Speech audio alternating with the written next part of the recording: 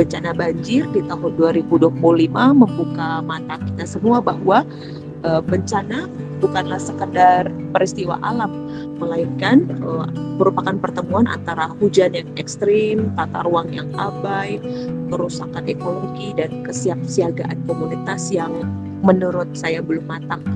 Dari kacamata fasilitator, saya melihat bahwa ini menegaskan satu hal penting, bahwa iman yang hidup itu harus hadir di dalam sistem, bukan hanya dalam simpati.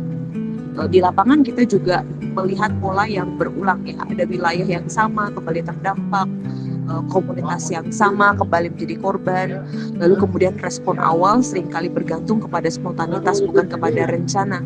Dan gereja dan komunitas Kristen memang bergerak cepat dalam penggalangan bantuan, tetapi menurut saya kita masih lemah dalam aspek mitigasi, kesiapsiagaan, dan koordinasi lintas sektor.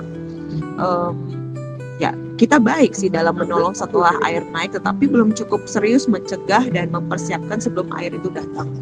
Dan sebagai fasilitator jaringan, saya juga melihat ada tantangan utama, bukan kepada kurangnya kepedulian, tetapi kepada fragmentasi, bahwa banyak komunitas yang bergerak sendiri-sendiri, jadi data tidak terintegrasi, lalu kemudian pemetaan risiko juga jarang diperbaharui. Memang sih relawan berlimpah, tetapi tidak selalu terlatih. Nah, inilah yang kemudian membuat energi besar umat itu sering habis di tahap darurat, tanpa berlanjut pada pemulihan yang berkelanjutan dan pengurangan risiko jangka panjang. Jadi bagi saya bencana kemarin itu juga mengoreksi cara kita memahami pelayanan, sehingga penanggulangan bencana bukan kegiatan tambahan gereja, ini adalah bagian panggilan profetis dan juga pastoral. Ketika kita berhadapan dengan rumah jemaat yang terendam, mata pencaharian yang hilang, trauma yang menumpuk, gereja tidak hanya cukup hadir sebagai penyedia bantuan logistik menurut saya, tetapi gereja harus hadir sebagai penggerak kesadaran ekologi, pendidik risiko bencana, dan juga penghubung antara komunitas, antara pemerintah, dan juga lembaga kemanusiaan.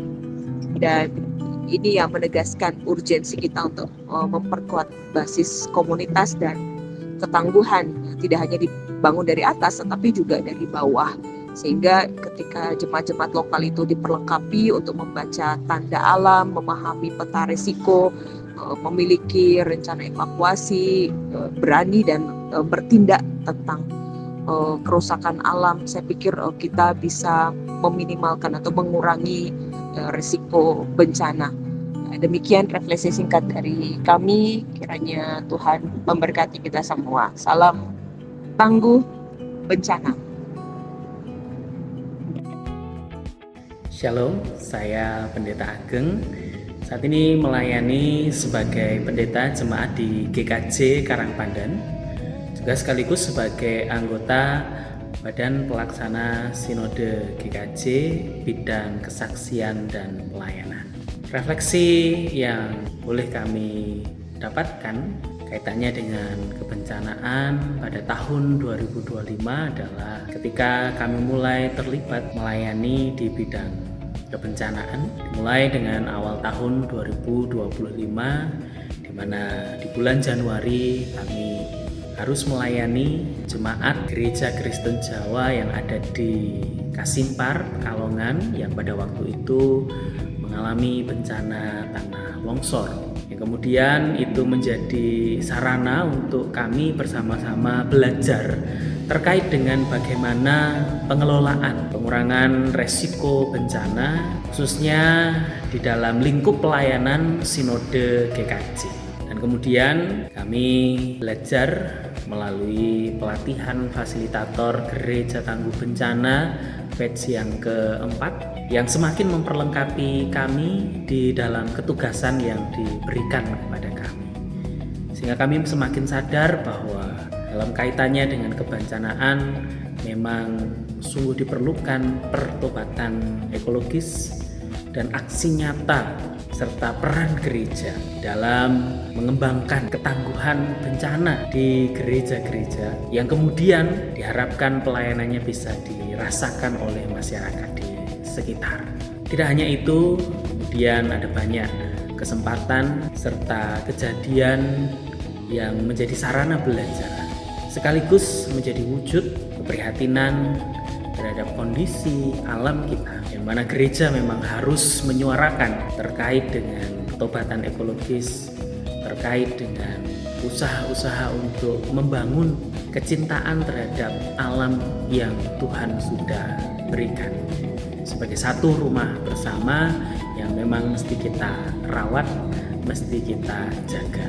Kemudian di pertengahan sampai akhir tahun 2025 ada beberapa kejadian bencana yang kami juga diizinkan ikut terlibat. Ini membangun sosial dan kemanusiaan yang memang menjadi tugas panggilan gereja.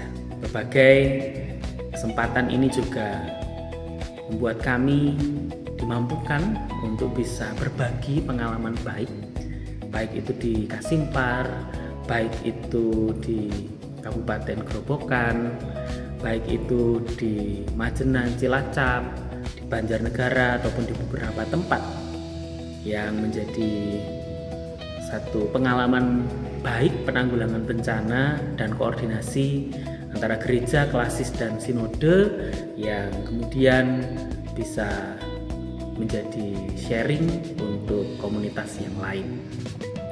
Bersyukur juga Sinode GKJ pada bulan Oktober, pada peringatan bulan penanggulangan risiko bencana, boleh mendapat kesempatan untuk melatih utusan-utusan dari klasis-klasis untuk bisa membangun ketangguhan bencana. Ke depan harapannya Sinode GKJ bisa semakin tanggap, siap untuk menghadapi bencana, semakin tangguh, baik dari gereja lokal, klasis maupun sinode. Harapannya juga kita semua, apapun komunitas kita juga boleh ditolong untuk bisa siap menghadapi bencana dan berperan aktif terlibat di dalam usaha-usaha kemanusiaan serta penanggulangan resiko bencana. Demikian, terima kasih, Tuhan memberkati. Salam kasih dari Tuhan kita Yesus Kristus. Saya Bimelko Miriani Elizabeth Bonu Sinaga, sarjana misiologi Magister Sains yang saat ini melayani di HKBP Resort Poniaha, Distrik 9 Tapanuli Tengah Nias. Dan notabene-nya tempat pelayanan saya yakni yang disebut dengan Desa Bair dan Desa Aluban mengalami bencana banjir bandang dan tanah longsor tepatnya di tanggal 25 dan 26 subuh pada pagi hari setengah 4 pagi. Dan dari hal yang terjadi ini saya sangat merasakan besarnya anugerah Tuhan di mana semua desa Bair porak-poranda dan betul-betul habis satu desa tersebut. Namun di kejadian ini saya berkesaksian yang luar biasa dalam pelayanan saya menemukan Alkitab ini walaupun semua rumah bisa habis dan hancur, namun firman Allah tetap menyala di tengah-tengah perkampungan tersebut. Saya mengingat satu kutipan ayat Alkitab di Markus 13 ayat 31 mengatakan, langit dan bumi akan berlalu, namun perkataanku tidak akan berlalu. Walaupun semua keadaan mengalami seperti ini, namun firman Tuhan tetap menyala di tengah-tengah kita. Saya luar biasa mengucapkan terima kasih kepada keluarga besar Jakomkes khususnya pada saat ini yang merayakan Natal. Saya mengucapkan selamat Natal dan selamat Tahun Baru.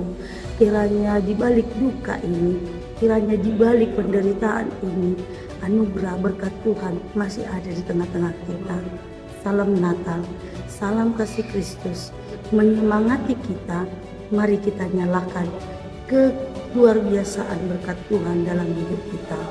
Salam Natal, Tuhan berkati. Jaya selalu, Jakomkes. Shalom, salam sejahtera bagi kita semua. Perkenalkan, nama saya Dian Paula April Juan, yang biasa dipanggil dengan Ibu Dian. Saya sebagai Direktur Kemahasiswaan dan juga sekaligus sebagai dosen di Universitas Kristen Teknologi Solo, dan saat ini saya sebagai fasilitator Gereja Tangguh Bencana. Saya mengucap syukur bahwasanya saya mendapatkan kesempatan untuk berbagi refleksi Natal sekaligus kesaksian iman dan juga karya di tengah konteks kebencanaan yang kita alami bersama di tahun 2025. Sebagai seorang akademisi, saya melihat bahwasannya bencana ini bukan hanya sebagai peristiwa alam, begitu ya, tetapi juga hasil dari relasi manusia dengan lingkungan yang tidak seimbang. Nah, Natal mengajak kita bersama untuk tidak tinggal diam. Kita harus hadir, kita harus peduli, dan juga kita harus bertindak secara bertanggung jawab. Nah, di dalam iman Kristen memanggil kita untuk merawat ciptaannya, kemudian membangun ketangguhan dan menyiapkan generasi muda untuk memiliki kesadaran kritis berkaitan dengan keberlanjutan hidup. Nah, dalam kesempatan ini juga saya juga mengucapkan syukur ya atas karya Tuhan yang begitu nyata. Tahun ini BEM Universitas Kristen Teknologi Solo itu mendapatkan juara pertama dalam National Award Ketangguhan Gereja dan Lembaga Kristen dalam Aksi PRB dan Perubahan Iklim yang dimana diselenggarakan oleh Jakob Kris. Nah, bagi saya, Direktur Kemahasiswaan, capaian ini bukan hanya sekedar prestasi, tetapi tanda pengharapan bahwa generasi muda mampu menghadirkan iman yang hidup, begitu ya. Kemudian iman yang peduli terhadap lingkungan dan peka terhadap resiko bencana dan berani terlibat terhadap perubahan. Nah, ini adalah masuk ke dalam program BEM yang nantinya akan berjalan, begitu ya, dimana ini adalah komitmen kami Universitas Kristen Teknologi Solo untuk merawat ciptaan bagian dari panggilan iman Kristen. Nah, kiranya sukacita Natal ini meneguhkan kita semua ya untuk terus berkolaborasi antar gereja dengan akademisi dan juga tentunya dengan generasi muda dalam membangun komunitas yang tangguh, adil dan juga berkelanjutan. Terima kasih untuk Jakob Kris yang sudah memberikan pembelajaran dan juga pendampingan selama ini. Semoga semakin maju ke depan. Selamat Natal, Tuhan Yesus memberkati.